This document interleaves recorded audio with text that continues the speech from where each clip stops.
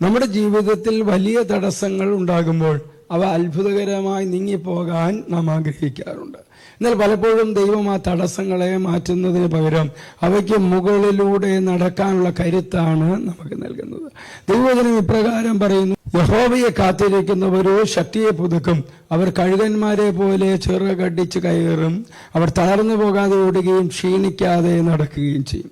യെശയ്യാ പ്രവാചകന്റെ പുസ്തകം 40-ാമത്തെ അധ്യായം 31-ാമത്തെ വാക്യം. തടസ്സങ്ങൾ ഇല്ലാതാകുന്നതിനേക്കാൾ വലിയ അത്ഭുതം ആ തടസ്സങ്ങൾക്കിടയിലും തളരാതെ നിൽക്കാൻ നമുക്ക് കഴിയുന്നതാണ്. നമ്മുടെ പ്രാർത്ഥനകൾ എപ്പോഴും ഭാരങ്ങളെ കുറയ്ക്കാനാകരുത്, മറിച്ച് ആ ഭാരങ്ങൾ ചുമക്കാനുള്ള കരുത്തുള്ള തോളുകൾക്ക് വേണ്ടിയാവണം. വിശ്വാസം എന്നത് ഒരു സുരക്ഷിത പാതയല്ല, മറിച്ച് ഏത് ദുർഘടമായ പാതയിലൂടെയും ദൈവത്തോടൊപ്പം സഞ്ചരിക്കാനുള്ള ധൈര്യമാണ്. നമ്മുടെ ജീവിതത്തിലെ ഓരോ പർവ്വതങ്ങളും അല്ലെങ്കിൽ പ്രശ്നങ്ങൾ നമ്മെ പരിശീലിപ്പിക്കാനുള്ളതാണ്.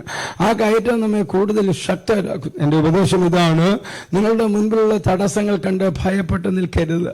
പർവ്വതം നീങ്ങുന്നില്ലെങ്കിൽ ഓർക്കുക, അത് കയറാനുള്ള കരുത്ത് ദൈവം നിങ്ങളിൽ നിറയ്ക്കുകയാണ്.